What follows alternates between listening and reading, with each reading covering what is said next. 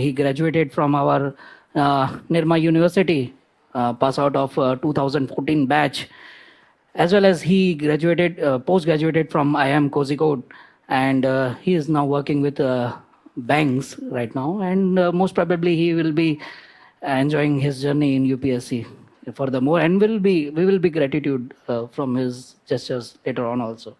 So I will hand over this podium to you, sir, and please bless this class. Okay, thank you, sir. I did my schoolings from Upleta, which is a city in Rajkot itself. I have studied in Gujarati medium throughout till standard 12. And after that, I graduated from Nirma University in mechanical engineering in 2014.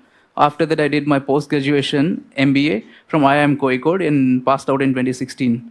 Then I worked with Credit Suisse. It's a Swiss bank for 3 years. And after that, I worked with Deutsche Bank for another 2 years. And currently, I'm working with Accenture Strategy. So predominantly, I worked with banking clients. And I started my preparation in 2022 itself, January.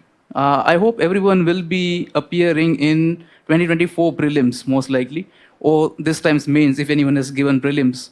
We are expecting results next week, I guess. So I'll consider the session accordingly, like divide the whole session into 3 bits, prelims, mains, and the interview session. And feel free to stop me if you have any queries, and I can take the queries as and when you can ask. So, okay. All right, so I started my UPSC preparation in January 2022, and the main reason was my brother.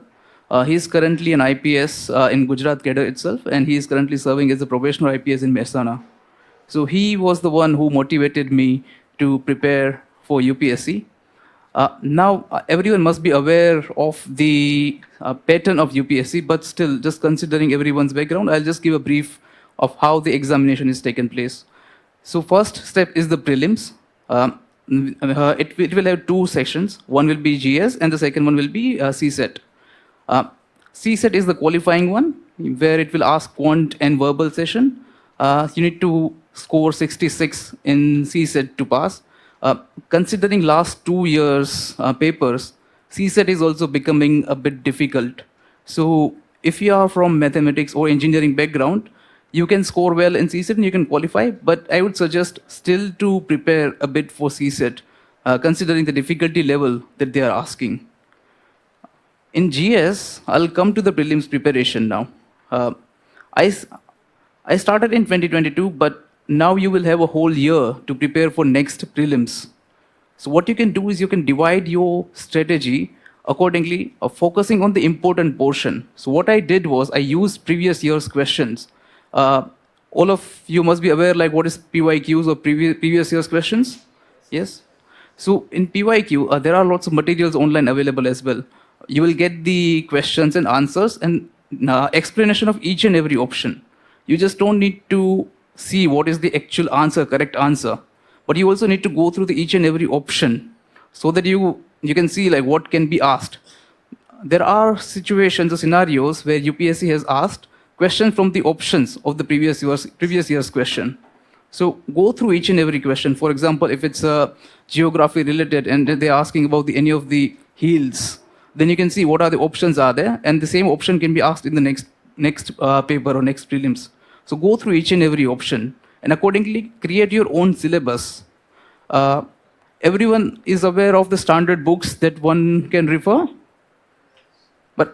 Okay, still I'll give a brief background what I have referred and what worked for me. Someone might be good in some subjects, someone might be good in other subjects. So you need to create your own book list. Whatever worked for me might not work for you. So just see where you are good at, refer the books accordingly. So first is the polity. Laxmikant is the Bible for polity, everyone must be knowing. I also refer Laxmikant. And anyone in M. Laxmikant, you need to refer to the important portion. For example, the first half until the constitutional body, that's very important for the prelims perspective. And considering the other subjects like history, I had the history optional. So I had to prepare in deep for mains. But for prelims, you can focus more on the modern history because there tend to be questions from modern, the high number of questions from modern history. But in ancient and medieval, what happens is even if you are preparing from standard books, you might not be able to answer the questions because the difficulty level is quite high. If it's a basic question, you should be able to answer, but if it's a difficult questions, no one will be able to answer. For the ancient and medieval portion, for environment, there is a book called Shankar IS. It becomes important to prepare environment because UPSC prelims particularly, it's not only for the Indian civil services, it's also for the forest services. That's why environment becomes important. So you cannot neglect environment as a subject. So prepare for the environment based on the PYQs only, what has been asked so far. So environment is covered. Geography, you can refer to the NCRT, standard NCRT that's what I prepared. Apart from this, other subjects like science and technology, I didn't prepare science and S&T separately. I used visions material, PT 365. That was sufficient for me. But if you want to prepare, you can go through the NCRT if you're not from the science background. Because in science, you need to prepare basics as well. So NCRT or the Vision PT 365. Apart from this, if for the current affairs particularly, you can read newspaper daily if you want. But since I was working together while preparing, I was not having sufficient time. So I had to rely on the Vision's PT 365 material. You can get it directly from the Vision side. And it's freely available. So everyone can download the PT 365, which is particularly compilation for the prelims exam. So that's the must material that you prepare for GS. I would recommend. So that's for the current affairs. If I think of the other subjects like geography, I already mentioned. History, I refer to Satish Chandra book, and the modern, it's the spectrum that you can refer. World history is not very important, I would say, for prelims perspective. But if you are having the mains or the history as an optional, world history becomes important. Any questions so far, if anyone has? For economics, I use Mrunal sir's material handout, which is available. I think he has divided all the portion into pillars. And the banking pillar becomes very much important because that's the conceptual. Your concepts should be clear in economics first. If it's there, then I think you would be able to at least score easy questions. Any other questions?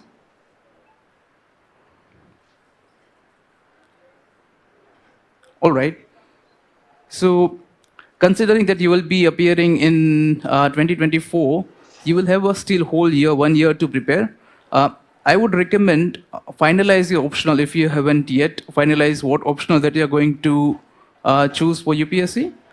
And once you finalize the option, you can at least give 2 to 3 months to prepare for your optional, so that once you get selected in next year's prelims and the next 2-3 months period, you will get sufficient time to prepare for the GS. Since I had not prepared for history earlier, it was a bit hectic for me to prepare history in the short period of time because the syllabus is so vast. So I think this could be an opportunity to prepare for your optional subject once you consider like what's going to be your optional subject. Then coming to the mains preparation, what could be the strategy for mains? I think here you need to play on your strengths. For example, for me, I had the optional subject as history, and in history, you must be knowing there are so many examples which we can use, and the same examples are going to be useful in essay as well as ethics.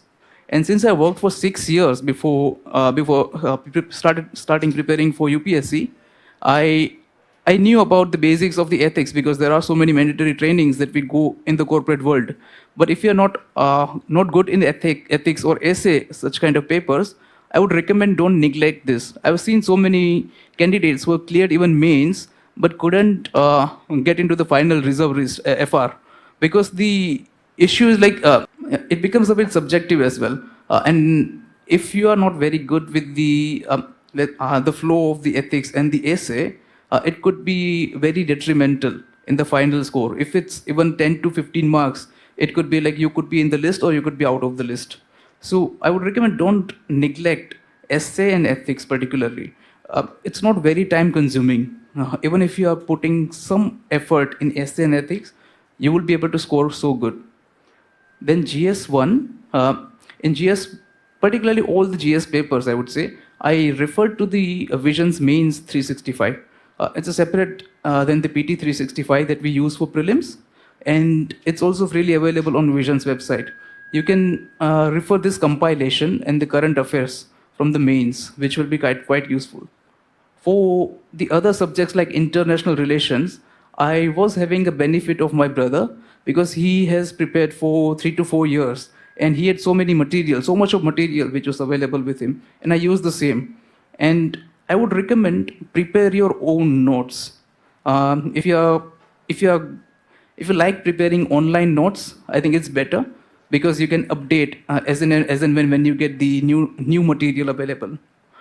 For example, if you are preparing for banks particularly, and you see RBI, like what is CRR, SLR, those basic things you will be preparing. What is the difference between CRR, SLR? And again, if you come across something like definition of money, M0, M1, M2, M3, then you can update the note there and there itself. If you're preparing offline, there could be a limitation of the pages. But if you're comfortable in preparing notes offline, that's also fine. It will work. But I would recommend prepare your own notes and keep on updating those notes. Apart from this, on the mains preparation, on optional, they will give you 4 to 5 days break between the GS papers and the optional. So you will have sufficient time to revise the optional. So if you have prepared these notes, it becomes easier to revise. So that's the strategy you should follow for the optional and the making the notes. Now, one very important important thing for the prelims that I would like to recommend. Once you have prepared the whole syllabus, focus on the revision. Try to revise at least twice or thrice before going to the paper. And instead of referring to many books, stick to 1 or 2 books. I didn't refer second book for any of the subjects. Just stick to one book, I would say, and keep on revising the same book. I'll take the same example of Lakshmikant. In the first reading, just read everything, try to recall. Once you've read the first time, you will not be able to recall when you're saying, when you're reading it the second time. It's completely normal. You won't be able to see like what are the fundamental rights and the DPSP in the first go. In the second go, you should be able to memorize like 1 to 50 articles. That's going to be useful in the mains as well. So keep on revising first time, second time, third time. Once you're in the third time, you should be able to recall from the polity. It's applicable for all the subjects. So as much revision as possible. Then on the preparing from the mocks for prelims and mocks, mains both. For prelims, I used to give visions test series only, and I couldn't give the full length series because I was having limited time. But when you give any of the mock, for example, if you're giving economics, I would recommend to do the same, like go through each and every option of the mock that they're asking. So there is one question, there are 4 options or multiple options that they're now giving. Just see what's the first option, what's the second option. It's not the right answer, then why it's not the right answer, and why the other options are the wrong answers. So go through each and every options, try to analyze the options as well, for the mocks as well, not only for the PYQs. So this is going to be useful. Any question from anyone? NCRT becomes important if you are not very well versed with the topic. अगर आपको पता नहीं है कि NCRT, SNT, if you're not available, if you don't know about the DNA, RNA, and the composition, then I think referring to NCRT might be useful. Same for the history. If you are not having the basics clear, then the NCRT could be the first stepping stone to starting the preparation. Once you're comfortable with the NCRT, then you can go through the standard sources.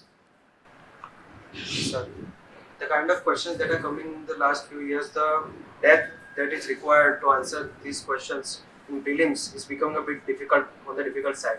So how should we tackle that? So first thing would be like you should be able to answer the easy question.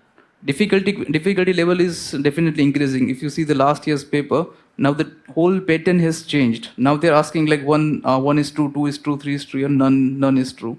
So this is the difficulty level has gone up, but still you can answer the basic questions. For example, in this year's prelims, there was a question from modern history, like when the Governor General of Bengal was considered to Governor General of India. This is the if you are preparing good, you should definitely be able to answer such questions, right? So you will find at least around 20 to 25 questions which you will be able to answer based on your preparation. And again, now everyone's saying elimination method has been gone; it's no longer applicable. But still, if you see, it's still applicable. I don't know why everyone's saying it's not applicable. Uh, if anyone has given the prelims this time, they have changed the pattern, and it's saying it's giving two statements. It's saying first statement is true, second is false. Second is true, first is false, or the second is the correct explanation of the first one. Now, if you know for definitely second statement is false, or the first statement is false itself, then you should be able to eliminate at least couple of options, and then you can go for the at least guess. Like you need to guess out of two options only. So elimination is still applicable up to some extent, and you can make an intelligent guess. So I remember there was one question where you could eliminate first statement itself, which was false, and hence you can directly come to the answer even if you don't know the second question. I'll take another example from the prelims, this time's prelims only. It was around the gold mines of in the Switzerland.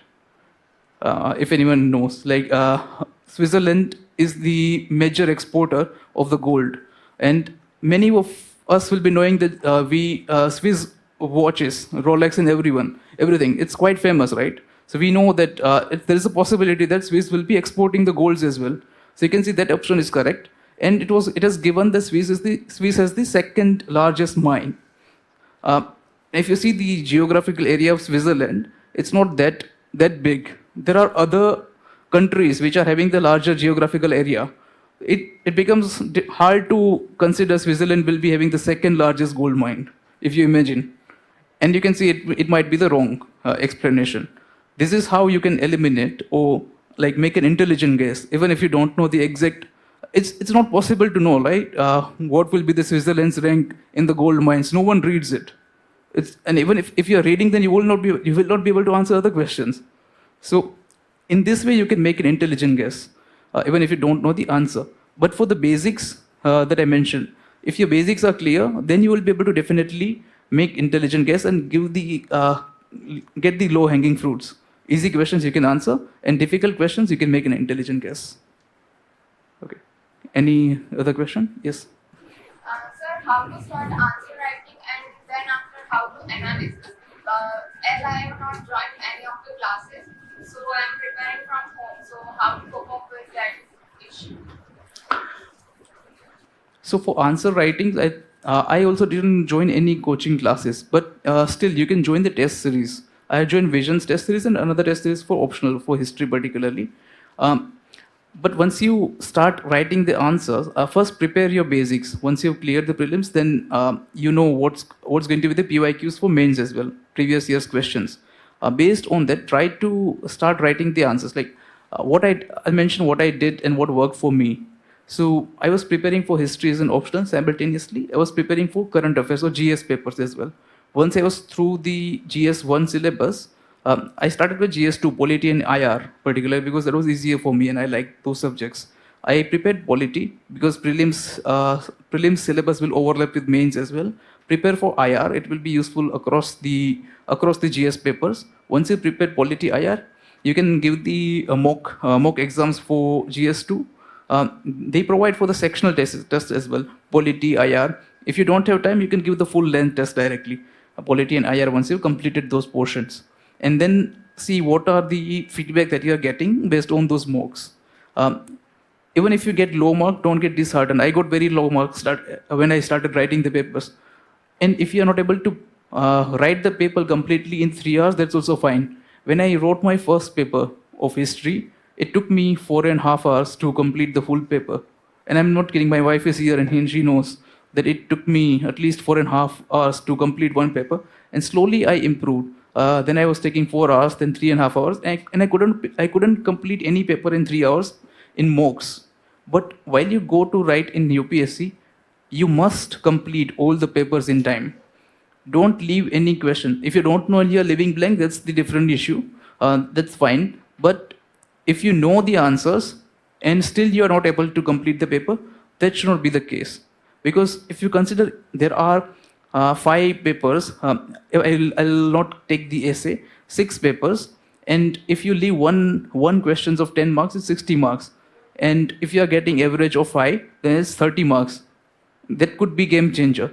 Even if you get into service, you will not get the good service, or it could be like you will not be getting your name in the final list. So when you are starting to write the paper, if you're not able to complete, it's fine. Just keep on writing. It will improve. And in the final UPSC mains exam, ensure that you complete. Like have the 7 minutes mark. I used to do that. When I start writing the first question, I'll see the watch, and you should be able to complete the question in 7 minutes. If it's 10 markers, then 15 minutes you should be able to complete the second one, and so on. But you must complete the paper if you know the answers. Thank you. Any other questions? Yes. Yes.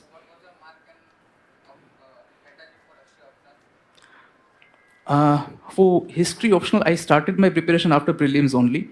But fortunately, my brother was also having the history as an optional. So I got the guidance like what should I be preparing. And you can't rely only on the books for history optional.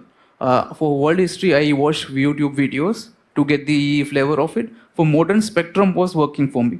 So I stick to Spectrum for preparation. And for ancient and medieval, I had the material from my brother. So I used that. And my marks were 296 in history, both the papers. Thank you. Yes, you were asking something? Sir, can you please describe your mark sheet? Okay, so in interview, I got 165. Then optional, I got 296. And essay and ethics, I got good score. I think in essay, it's 130, something around 130, and ethics 116 or something. And rest, I got less, but GS3, I think it was around 70s, and GS2 hundreds something, and GS3 was 70s, and GS1 was 90s. So in total, 974 was the total marks that I got. Sir, can you please describe how to tackle essay?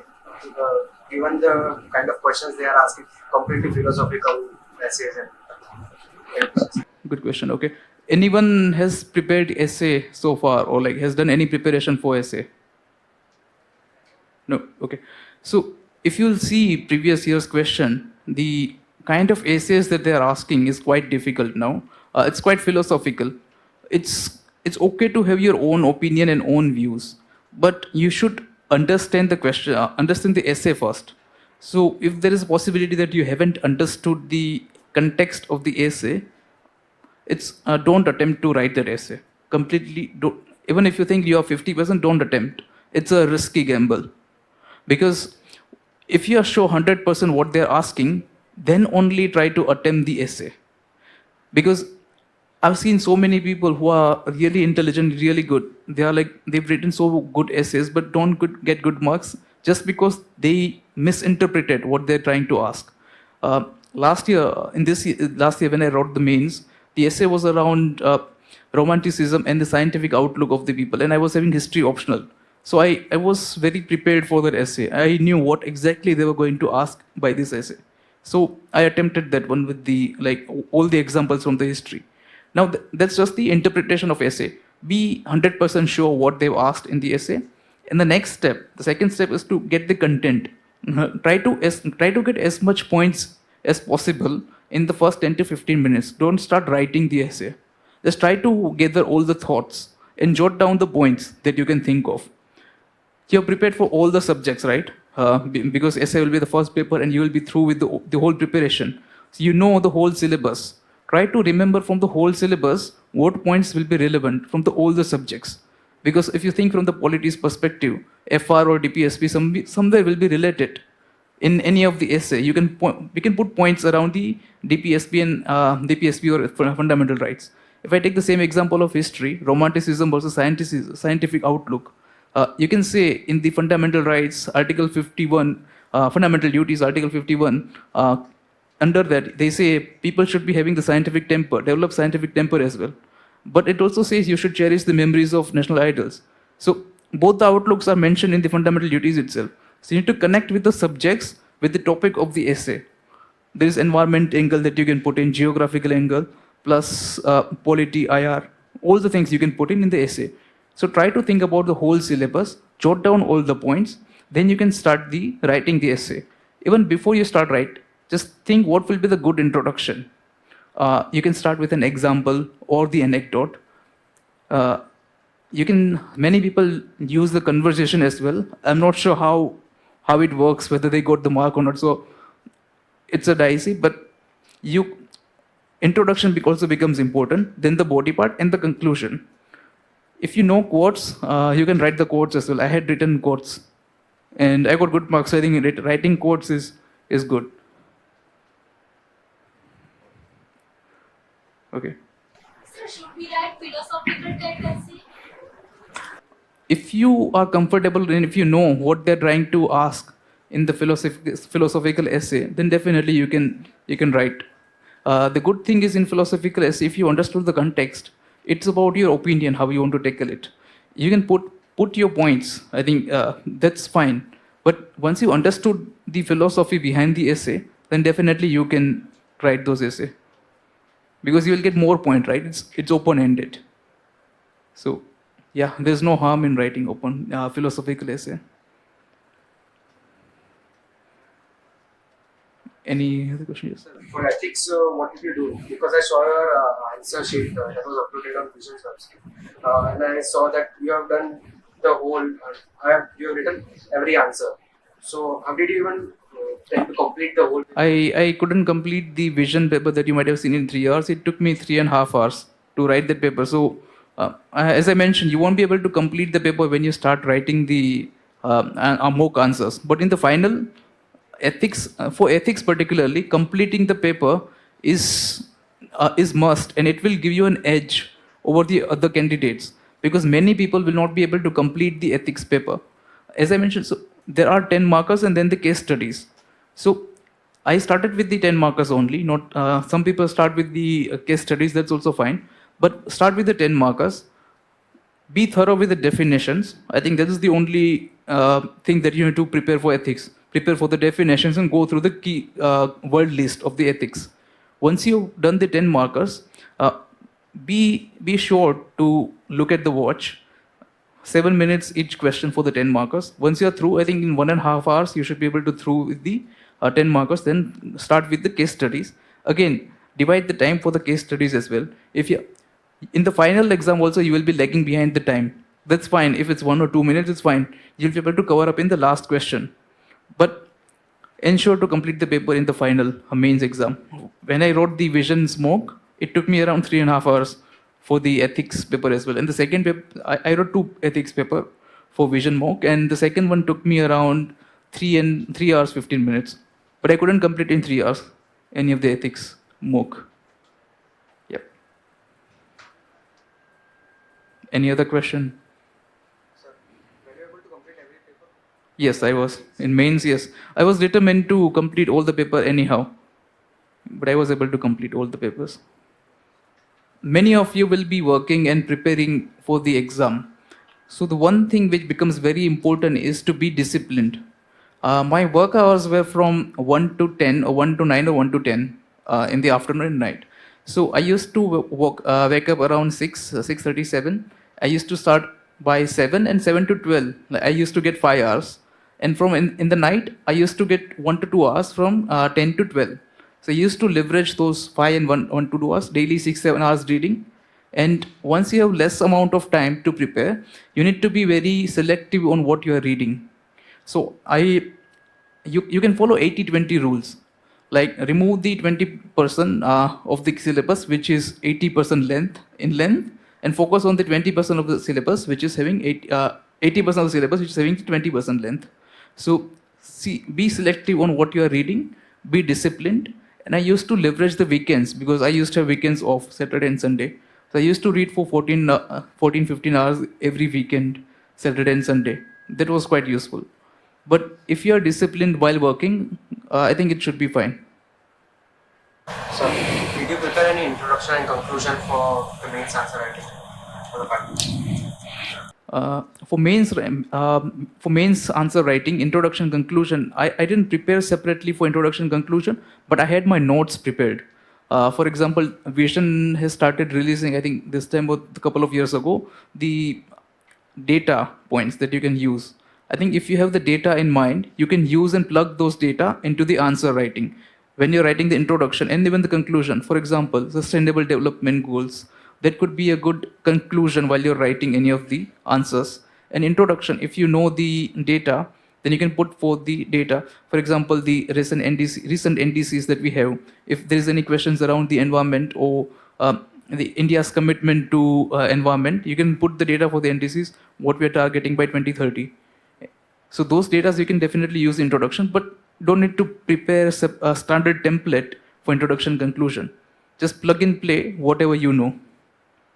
So there are some kind of question in internal security that are going to be asked every year, like left-wing extremism or something like that. So should we prepare something for that, or should we not do any such thing? Definitely you should prepare, because LWE, terrorism, cyber security are the standard questions that they're going, that every alternate year or every year that they're asking in the GS 3, I guess, yeah. So definitely you should have the standard answer also prepared for such questions. For example, cyber security, that was asked this time also, cyber security. You should know what are the India's initiatives on cyber security, what could be the good introduction, what could be the good conclusion. So those answers should be prepared end to end. And if you can get additional data points, I think it will work in your favor. For example, LWE, there's a Samadhan doctrine, and you can write the full form, like each and every letter stands for. So if you write, I think everyone will be knowing this, but if you know something else other than this, and if you are writing this data, for example, Home Ministry has mentioned there has been reduction in the cases from 2259 to 509, something like that. If you put that data, it will stand out. That could be a good introduction, and again, some standard conclusion. For this 4 to 5 questions, you should definitely prepare the whole answer and keep it ready. It will help you in completing the paper as well, because at the end, you'll be struggling to complete the paper. And if you know back of your mind what's going to be the standard answer, and you start writing, it's going to be very helpful. So go through the previous year's questions for the mains as well. There will be a repetition of some questions. You can definitely use and see how many times the question has been asked. When I started preparing for mains, I did that for GS3 particularly. I didn't get good marks, but still I did that. And I saw how many times the question was asked. If it's asked 4 to 5 times, it's definitely an important question. If it's asked 2 to 3 times, then it's having some importance. If it's asked once only, like that before many years, it's fine. So that's how you can tackle the important questions. Definitely have a standard template prepared for them.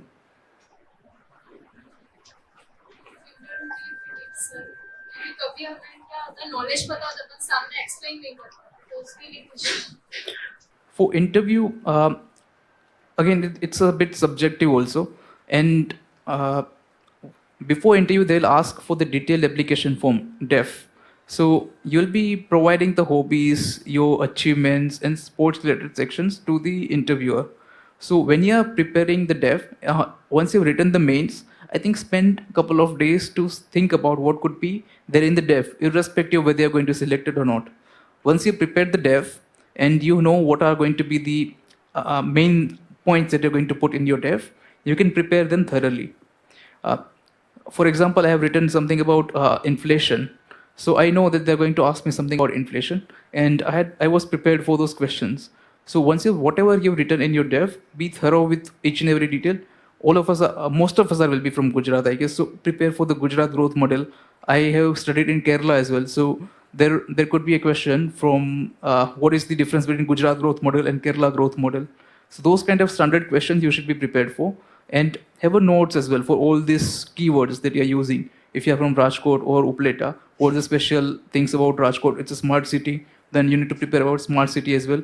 See what could be the follow-ups as well. You're from Rajkot, smart city. What are the pillars for the smart cities? Those kind of follow-up questions also you should prepare. And then you should be through. And current affairs you should also prepare. Like I started reading newspaper only after the interview call.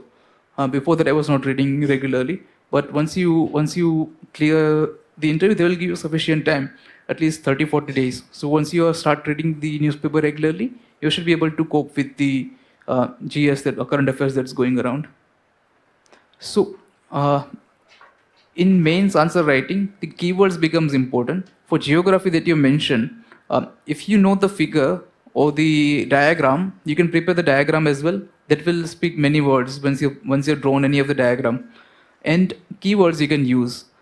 If it's like an ocean acidification, then what's current acidity of the oceans that you can write. And whatever the keyword that you're using, highlight those keywords and focus on the main points. Try not to be repetitive and try to summarize as much as possible. Once you know the content, you should be able to put it in the paper. It should be fine. But once you have more knowledge, then it becomes an issue. Like for history, if there is any question in GS1 in the history, it becomes difficult what to write. For example, the last time when I wrote the mains, there was a question around Gupta Empire and Chola Empire, why it was considered to be a golden age. So it becomes difficult, like, because you know so many things about Gupta and Chola. Now you need to prioritize what's going to be important.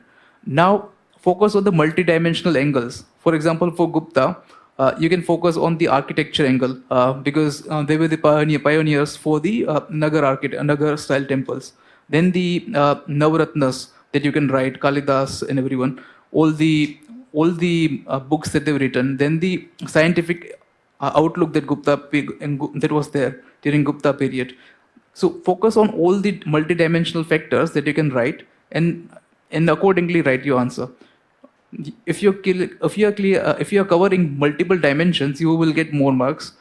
If you stick to one, for example, as I mentioned in Gupta, if you just stick to the architecture point and expand only on the architecture, you will not get very good marks. If you write multiple dimensions, you will get more marks.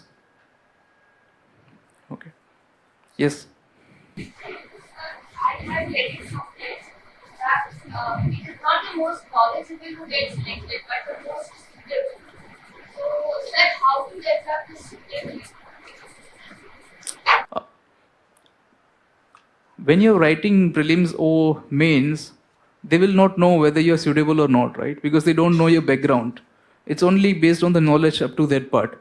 And in interview, you need to develop or inculcate the personality which is suitable for the exams or the civil services. But I think once you're knowledgeable and once you're putting it the same in the papers, I think it should be fine. Only in the ethics question it become a bit difficult, because obviously you need to be ethical, but also you need to be writing the same proper example which is going to be suitable to the question. On a similar lines, what I've noticed could be the issues in the mains answer writing is about understanding the question that they're asking. So be very sure what you're reading in the question, and then start writing the answer. Because sometimes you might misinterpret the question that they've asked in the mains exam, and the whole question you would be writing something different. For example, in GS1 last time they were asked about the sect. So you need to be thorough, like what do they mean by the sect? I was not aware and I couldn't, I misinterpreted the question and I wrote it wrongly. So be sure like what's the question and what they're trying to ask in the question. So knowledge will be helpful in that way, and suitability, if you are good in the interview, I think it should be fine. Yep. So, how did you compile the whole 1200 page of Nodal notes? Nodal notes are very extensive. So, how did you I didn't complete the whole 600 pages or whatever, 1200 pages. I didn't complete the whole thing. I just focused on the first 3-4 pillars, and even in those pillars, just focus on the important aspect based on the PYQs. For example, banks is important, budget related questions like capital account and current account, those kind of things. It's going to be revenue deficit, capital expenditure, revenue expenditure, those differentiation between what comes under revenue, what comes under capital expenditure, those kind of differentiation becomes important, and that we know based on the PYQs. You don't need to prepare it by heart, like the later subjects, for example, on the industries and manufacturing. That's not very important, so I skipped those portion.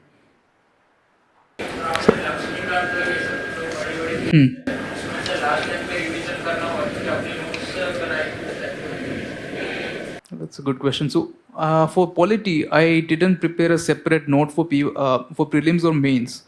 Uh, for Lakshmikant particularly, when you read for the first time and if you're underlining, I used to do it with pencil and my whole book I underline because I thought everything is important. Then I started using the highlighter. Then it got reduced to certain only important portion, but still it was so many highlighting on the book. But the important thing that you need to do in Lakshmikant is just see there are various minute details, थोड़ी थोड़ी छोटे छोटे details होगी लक्ष्मीकांत में जो काफ़ी important होगी. I'll take an example. For the speaker, it says speaker will not vacate the office after the Lok Sabha is dissolved. It will only vacate the office once the next session of the parliament meets, like new government, and the Lok Sabha session is held. So this is the minute detail, and you can tick mark like I used to do tick mark and P because it's important for prelims. So this kind of details becomes important. There's another example for the nominated members for the Rajya Sabha. There's a period of 6 months within which they need to within which they can select the party. Otherwise, they will be considered for the defection. That was the question that also they asked in the last year's prelims.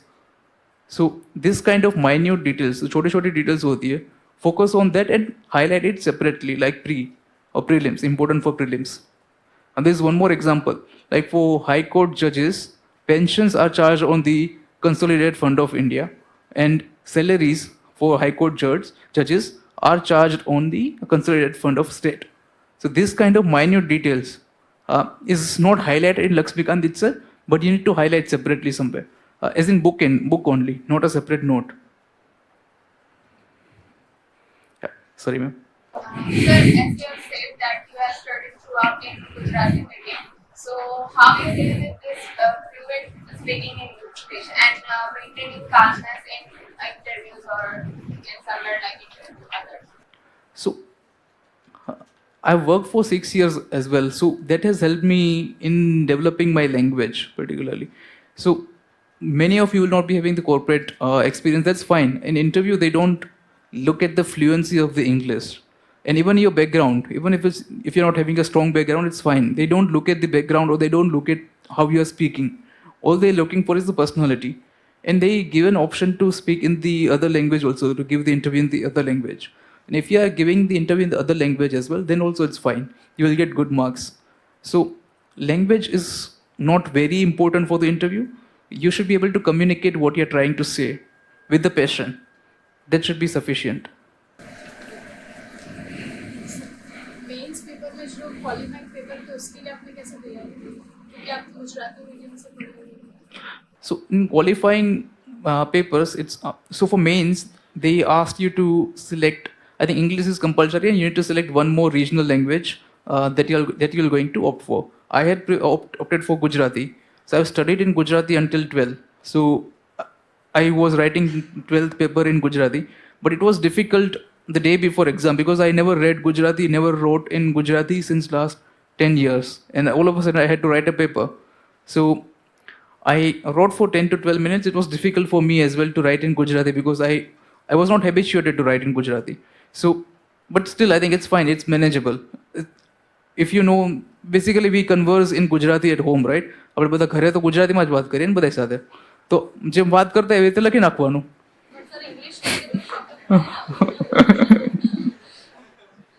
મેં એવું જ ગુજરાતીમાં તો એવું જ કર્યું હતું. મેં ઇંગ્લિશમાં I was okay because I had an experience since last 6 years I was working. So English was fine. I was more worried about Gujarati. For English, what I would suggest is,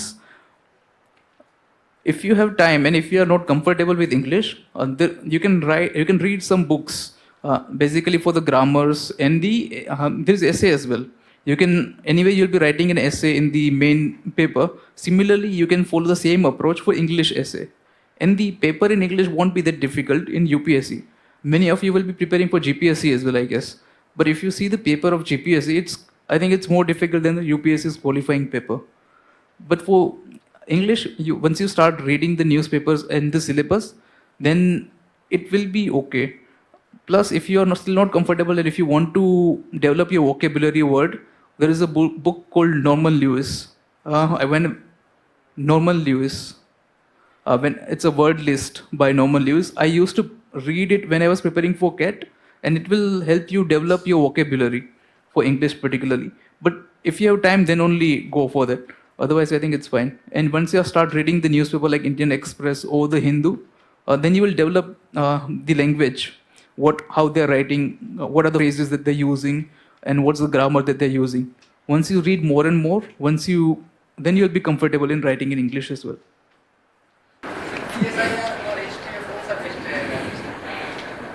Optional? That depends on which are your strong area. No idea. No idea which one will be the better, because for me, I opted for history. The reason was I never learned history before. If you see my background, I never come across history in detail. So it would be interesting for me when I'm reading history. It would be something new that I'll be learning. Second is the syllabus of history is so long, and for mains like GS1, you anyway need to read history, right? Because for GS1, and for essay and ethics, history will be useful to give the examples. And my brother had already material prepared, so that was the reason I opted for history. So, but not sure like what will be the better for you. If you are comfortable in polity and others, IR, if you like reading about international relations, what's happening around the world, like Russia, Ukraine, any other content, then you can opt for PSIR.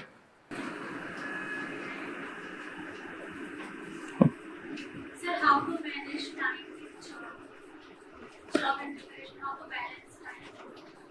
So, as I mentioned, I used to be disciplined. So I'll take an example for my example and my brother's example. So I used to prepare with the job, but I had the material ready with me. I knew what I need to read, what I don't need to read. Once you know the syllabus and once you know the important portion again based on the PYQs, previous year's question. Once you know what you need to focus on, just focus on those portion and try to revise as much as possible. That's going to help. I used to start my day around 7 to 12, 5 hours, then 1 to 2 hours at night. So in total, 6 to 7 hours a day and 14, 15 hours during the weekend, 2 days. That's how I used to prepare. But so what I would recommend to everyone, irrespective of you are working with job or without job, once you एक दिन में पढ़ लिया जितना, दूसरे दिन revise the same.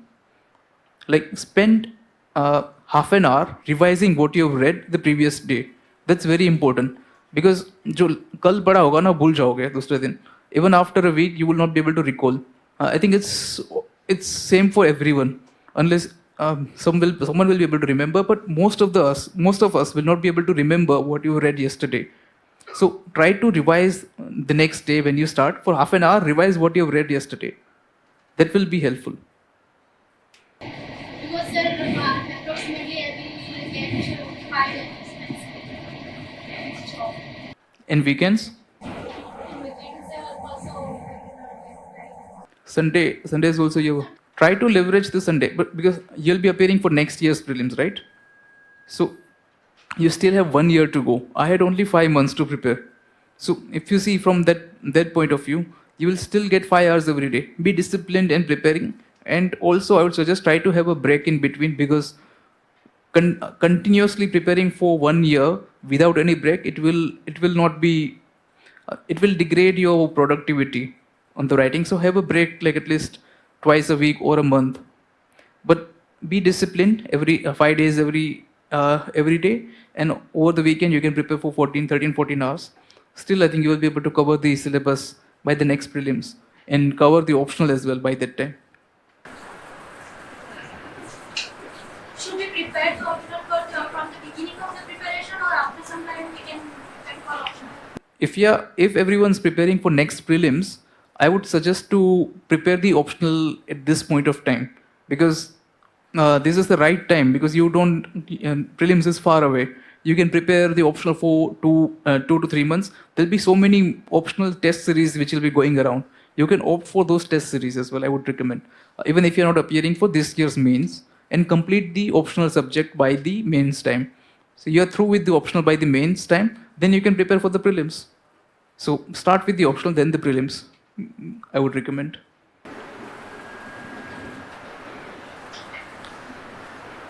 Sir, after prelims, how did you shift your timing not meant to every subject? For me, after prelims, prelims was easy, but mains was difficult because I had never read the history and I had to start. So I focused most of my time on history. I joined the test series, Balian sir's test series for history, and in for the beginning, I started with world history, then the modern, then the medieval, and then the ancient. Uh, but I used to focus mainly on the optional rather than the GS. For the GS, I refer to Vision's Mains 365. That's a separate compilation that you'll get for mains. That's quite useful to cover the current affairs. I was not having time to read the newspaper, so I think it's fine if you are going through the Vision 365. At the end, I think they released the August month's specific mains material as well for the updates. You can go through that as well. It will cover most of the aspects for the mains. So for mains, you can go through the Vision. But apart from that, also subject specific updates that you need to make. Like for polity, Lakshmikant's first portion until constitutional body is important for the prelims. But for mains, you need to go through the other bodies as well, like NCSC, NCST, NCBC. These are the constitutional bodies, but these are important if you see the PYQs from the mains perspective as well. So those additional additions that you need to make for mains preparation. For IR also, if you have notes, keep on updating those notes based on the recent updates. For example, last time they asked about the I2U2, which was in the news, and there was a mention about vision as well, but it was there. It was there in the exam as well. So keep on updating those notes.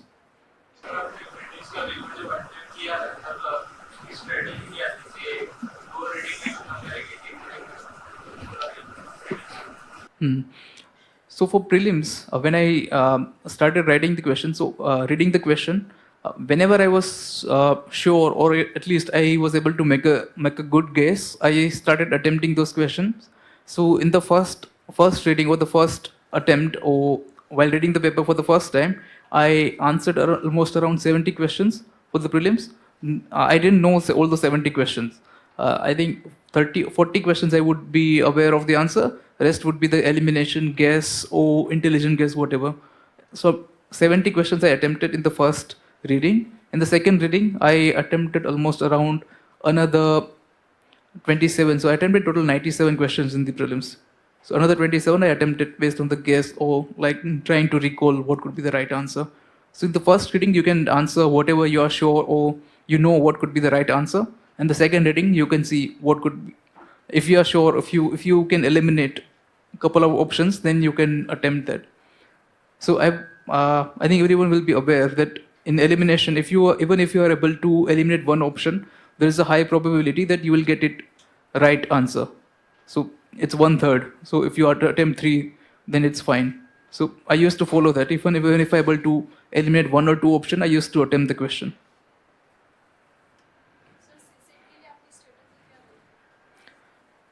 For CSET, I never prepared for UPSC, but I think it was a mistake from my part. Because while I was attempting the CSET for the prelims, I realized that I will not be able to answer all the quant questions. I got really good score in the CAT. I got 99.38 in the CAT, but still I was not able to answer or attempt all the quant question, and I was devastated, like in the exam itself, that I'll not be able to qualify in the CSET. Then I shifted my focus on RC, reading comprehension passages, and basically I started answering the RCs, and those RCs actually helped me clear the cutoff for CSET for the prelims. So if you ask me for the strategy, keep on giving the mocks since the difficulty level has increased.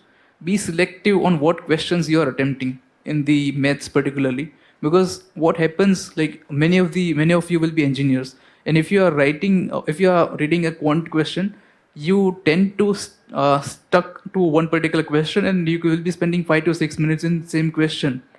That can happen to many, and that could be that can cost you the CSET qualifying marks. So many people are suggesting start with the RC, like attempt the RC for 30 to 40 minutes, then shift to quant, pick up the easy questions, answer those questions.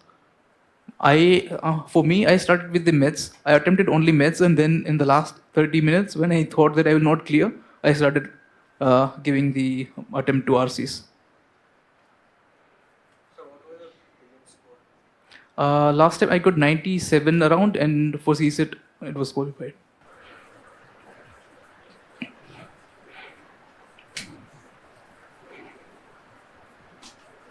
Sir objective में क्या होता है, हमें मतलब confuse होते हैं दो option में, दो ऑप्शन निकल गए, दो ऑप्शन में कंफ्यूज, तो हमें वो अटेम्प्ट करना चाहिए या नहीं, क्योंकि नेगेटिव मार्किंग भी है. So for prelims, when you जब आप दो ऑप्शन निकाल पाओगे, like these two are definitely not correct, then I used to attempt, considering that if there is a 50-50 chances, like there are two options which you are confused, like this either it's A or either it's B. If you are attempting, you will get 2 marks, and if it's minus, it will be minus 0.66. Still, if you see, reward is higher than the loss in the 50-50 case. Even if it's for my cases, even if I used to eliminate one option, I used to attempt. Still, I used to attempt. That's why I attempted 97. I definitely didn't know like the answer for 97 questions, and many of them were the guesses. For example, if you see in last year's prelims, they asked about yogs, who translated Yog Shastra, and who could be the right emperor. I was not having any clue, but I knew Akbar could be the right answer because Akbar was a slightly better king compared to others. So that was the guess there that I made, and it was the right answer. But it went the other way around as well in many questions. So, yeah, if you can eliminate one or two questions, I think it's okay to attempt. Sir, before prelims, how many marks did you give? For each and every subject, I gave at least one mock. I couldn't give the full mock for prelims, but the good thing or the better thing would be once you give the mock, try to analyze even if the answer is right, because you were marked, let's say, A, but still you would have been confused between A and B, but still you marked A and your answer was correct. But go through the rationale why it was correct, why A was correct, and why the other options were not correct. I used to attempt visions test series only, and it's quite good. And they give the explanation of each and every questions. What could be the right answer? What could be the wrong answer? So go through the explanation as well, not only the what is the right or wrong answer. That will work. But I would recommend at least give one mock for every subject. That's the minimum I think that everyone should give before going in. But I couldn't give any mock for the full length test series. Not yet allotted. I'm still waiting for the allocation. So for mains answer writing, for GS, everyone should be giving at least one answer, one mock. That's the must. I gave 2 for ethics, but for others I gave only 1 only because I was not having time. For essay also, I had given 2, as in 4 essays I had written. For history, I had to give extra attention because it's optional. So I had joined Balyan sir's test series. Over there, I have given the individual breakup of the syllabus. For example, ancient, they use there are 2 test series for ancient.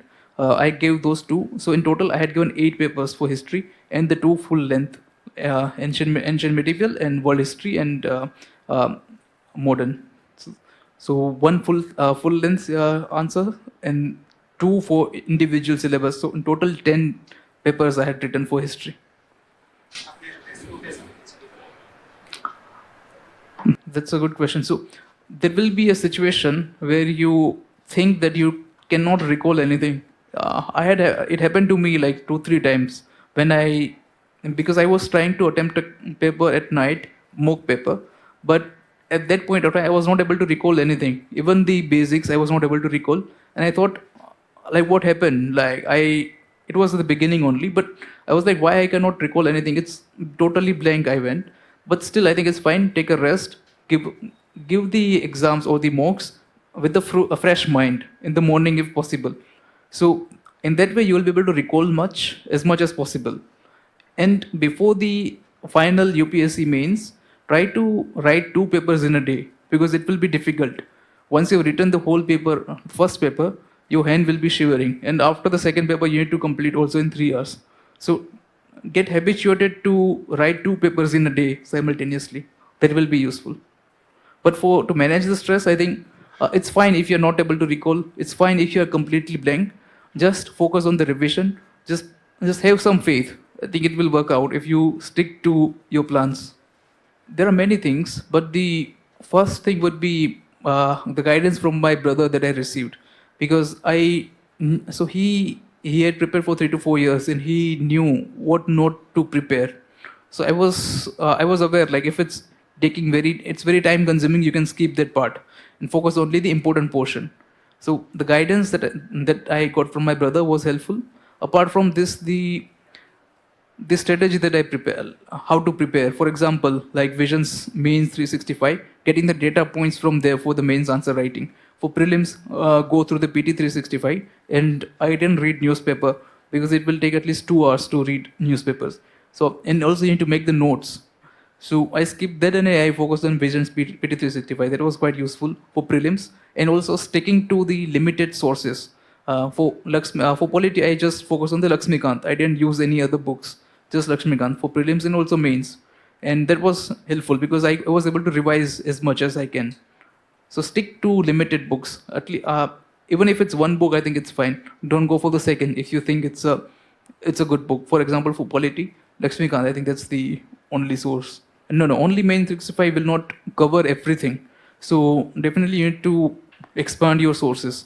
For example, for polity, Lakshmikant, the later chapters, then the 365.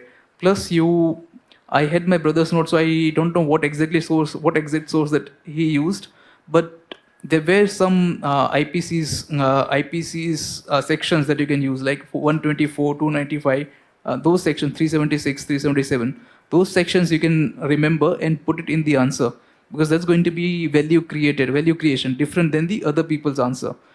If it's around sedition 124, you can write those articles, not articles, those sections of the IPC that will be different than the others. That might not be available in mains 365, but you need to add based on the PYQs what has been asked and what could be the answers. Sir, in question, main question, after that question it is written like discuss, critically discuss, analyze, only discuss. What is the meaning of that word? Depends on the what the word that you written. If it's analyzed, then you need to basically go through each and every word and see what could be the answer. If when generally everyone says if it's critically analyzed, then you need to give pros and cons. So those kind of minute changes that you need to make in the answer writing, elucidate, then just see what they're trying to ask and answer. But the other thing that I would recommend everyone is, like when you're writing the mains question, don't write from the actual question paper. In the answer set as well, they've given the question and you can answer based on that. What happened in a couple of cases that I've seen who have reached up to interview stage, they have written based on the question paper and they wrote 18th answer in 19th space. So UPSC will not consider even if you make a note, or this is 19th question's answer. So I used to write from the answer sheet only. I never read the question paper, because in the answer sheet also they give the questions. So read the question, answer from the answer sheet only. And the keywords that you mentioned, definitely pay attention to those keywords, like critically analyze, then give both the dimensions, pros, cons. Can you tell us about Indian Forest Service mains exam? I might not be the right person because I don't know much about the Indian Forest Services, but sir will be able to guide how to prepare and what could be the right material. But for prelims, I think it's the same for UPSC exam. So I used to read Sankar IIS for environment, which was useful for prelims perspective.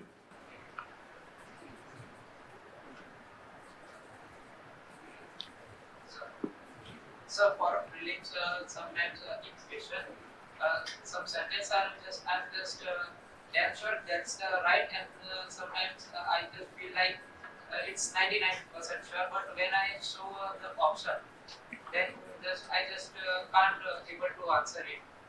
Which sentence is false, right? How to select? That time I'm just stuck somewhere. So- how can I believe? So for such questions, I would recommend read the question first. एक बार question पढ़ लो.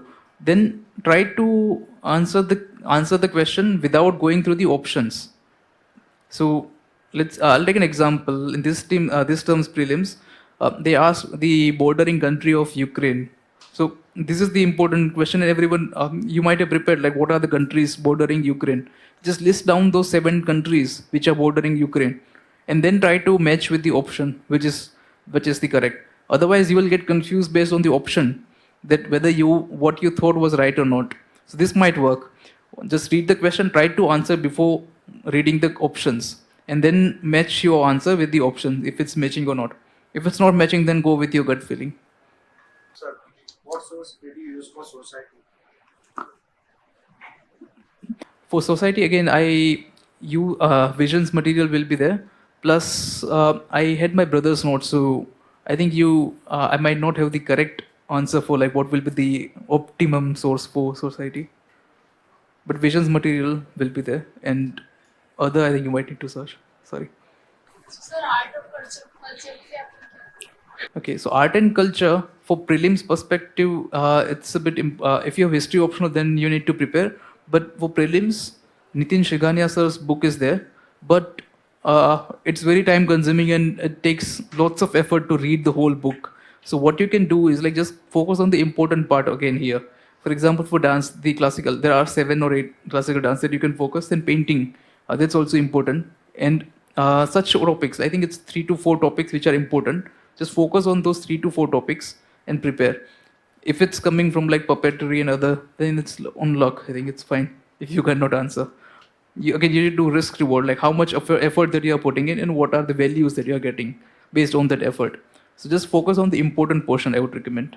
For music, painting, dances, not all the dances, even the classical ones that are important. So keep your sources and even the preparation limited. Keep on revising what you've read. I think that will be helpful. His question is when to start the answer writing practice. So for I started after prelims only. But since you will be having time here, if you are preparing for the next prelims, you can start right now, I would say. For example, if you if you know what's going to be your optional subject, and there are so many test series, you can join any of those test series and start writing the answer once you're prepared. Don't write the answer without preparation. So prepare for. I'll take my example. I started giving the ancient portion first. Then in the ancient, just prepare like what's the first syllabus, half syllabus of ancient. Give the test series for those half portion. Then the other half. Same for the modern and world history. Prepare the half syllabus, give the exam, give the mock for that half syllabus, then the other portion, and then give the mock. For GS, prepare the, if you have time, prepare polity, prepare IR separately, give the mock for polity, give the mock for IR, and give the full length test series after revising, so that you will be revising one more time. So as and when you prepare, keep on giving the exams or mocks. Sir, for geography, any suggestion for the map to how to just revise all things? And For optional or for optional mains or prelims? Oh, all. for yourself? So for prelims, even in geography, there are some important topics that you should be very clear, the conceptually. If you don't understand the concept, go through the YouTube videos. I think there are so many YouTube videos that you can refer, particularly for geography. For example, the pressure belts. This is the important topic. Then the summer solstice. There are so many questions that they're asking when the sun is going to be overhead. So 23rd June. So those kind of details you should be able to answer, like in which hemisphere it's going to be. So if you don't understand the concept, go through the YouTube videos. It will help you clear your concepts. Then read the standard material like NCERT for geography. That's what I read. And GC Leong if you have time. And even in GC Leong, I read only the first portion, not the second portion about the climate.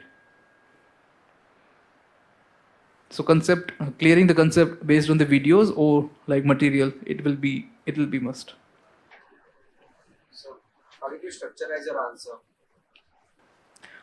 So for mains, I had the data compilation for most of the topics for polity, articles, sections, and if there are any schemes that you can use, so that you can use in the introduction. Then the body part, you need to add the basic details that you read or you can recall. And the conclusion, what standard template could be like SDG that I mentioned, or what could be the way forward, or any committee recommendation, Dinesh Goswami committee for polity, or any such committee that you could think of. That could be the good conclusion. If there is any committee, commission, recommendation which are there, that will substantiate your answer as well, because what you are saying, it's substantiated by some well versed person. So did you make any diagrams or something when and where required? I did in the geography particularly. Wherever I could, I made diagram for geography. For history, you can use India's map if it's applicable. For geography, I think it makes sense. If you're optional, definitely I think you need to add. But for GS1, yeah, you can add the diagram wherever possible. Even in GS3, if you are comfortable with the diagrams, I think it will be a value addition compared to other. Flowcharts, did you use flowcharts? Flowcharts I didn't use explicitly. I used the just the pointers. Like you can draw a diagram and just the pointers, like what could be the different pointers. But as she had asked the question earlier, like you need to see the keyword as well. If it says explain, then you need to explain the point as well. You don't need to outline the point only. If it says explain, if you are just pointing out, it will not be a complete answer. You need to explain each and every point that you are making. So be careful about the words that they're asking in the question. So can you recall any your interview questions which you got stuck to answer? Can you share any few of their questions which were asked in your interview? So in interview, most of the questions were from my dev, and some of them were slightly difficult, but I was able to answer. For example, they asked me about since I was working as a risk manager with the banks. They asked me how will you manage India's debt, government debt. So I have read the economic survey, and I was able to give the data of the economic survey, but I was not aware of the debt of the other countries, for example, US, UK, other countries. So I said, I'm sorry, sir, I don't know about that answer. So that was the only time I said I don't know. But it's okay, I think, if you're not aware of the details, it's okay to say no, that you don't know. I'm sorry, sir, I don't know about the answer. And I've seen so many people who have said, I'm sorry for 4 to 5 times, but still have got the good score in interview. I think it shows honesty from your part. If you don't know, you don't know. They don't expect you to answer all the questions as well. In many of the boards, they will start the interview by saying that this is a personality test. We don't know. We don't expect you to know everything. So I think it's explicit. If you don't know, I think it's fine. But and if you're stuck, I think can be honest and say I don't know, sir. For interview, I think it's fine. You will. It will not take much time, right? It will take only half an hour or 1 hour to give the mocks. And now most of the institutes provide online mocks as well, so you can opt for online mocks. Where? Prelims? No, there won't be any negative marking for skipping the question. If you're keeping it blank, it will be 0. But in mains, there could be penalty marks if you are not following the guidelines. There is a particular dedicated section where you need to write the answer. If you are going outside of that section, there could be a penalty. So ensure that you are sticking to the page that they've given while writing the answer. Sir कभी क्या होता है ऐसे question पूछ लेते हैं जिसमें positive या नेगेटिव बताना, जैसे कि स्टैच्यू ऑफ यूनिटी होना चाहिए या नहीं होना चाहिए अपने, तो इसमें हम पॉजिटिविटी से लिख रहे हैं या नेगेटिविटी, तो कुछ इफेक्ट हो सकता है? I think write both the points. What are the positives? What are the negatives based on the demand? But it's good to outline both, and you can stick to your opinion. But it's good to go with the government's opinion. In my opinion, if it's already happened, it's already there, right? So I think it's better not to criticize and just go with the that it makes sense. All right. Anyone else? So once you get the interview call, I think there'll be lots of guidance that will be available. There will be so many groups as well, which will guide you, like which might be the good service for you. So I think at this stage, don't worry about what could be the preferences. You'll get ample time after mains, and even if you get the interview result, there will be various help groups. I think many of you will be on Telegram. So in Telegram, they create an official channels like verified candidates who are getting the interview calls. So over there, you will be able to refer like what will be the correct preferences of the services. So it will be helpful, and you will get ample guidance from everyone. So for mock, I think you can opt for both. So for me, my interview was on 10th of April. I gave the mocks. I started giving mocks in January, and then I stopped because I got my date a little late. So give the mocks from wherever you're staying, online mocks for a month, and go to Delhi before 10 to 15 days, and then give a couple of offline mocks as well, so that you will get a feeling and actual behavior, how you need to go, how you need to sit, how you need to stand and greet everyone. So I would recommend to give at least 2 offline mocks as well in Delhi. And I think SPIPA will be providing you the accommodation as well in Gujarat Bhavan if you get selected in interview. So that will be good from SPIPA's parts as well. Sir, in mains, some controversial topic, so we should go with the neutral answer, or we should say our opinion or society or not. If it's a controversial, I think it's better to outline good parts and bad parts, pros and cons, write both the pros and cons of the topic. Then don't go with even if I think it's okay to go with your opinion, but don't have an extreme opinion that it must not happen. It must, try to avoid using such words which shows extreme behavior. I think then it's fine. You can say based on the whatever pros and cons that you mentioned, it makes sense to go with this approach or this outlook. Sir, best time was reading was the morning or night? I didn't have an option, so I had to prepare during the morning. What's the time? Morning only I used to, because in morning you will be fresh. In night, what happens, like for me, it used to difficult to switch from the work mode to the preparation mode, because if you are working for the whole day and then you need to start preparing, then there'll be so many things that you'll be thinking about your work as well. So for me, it was, even for everyone, I think it's morning you'll be a bit fresh, you'll be able to focus on. But if you are reading during night, it's also fine. It doesn't matter much, but up to you, I would say. Sir पढ़ाई के लिए regularly हम क्या use करते हैं, क्योंकि ऐसा तो हो ही नहीं सकता कि हम रेगुलरली पढ़ाई कर सकते हैं. I think discipline will be important, because once you start preparing, you should be prepared. So you will get thousands of excuses for not to read, but you need only one reason to read. So just have that one reason that you want to do it and you need to do it, and just have faith on yourself. Then you'll be able to do it. So what was your motivation behind joining this exam?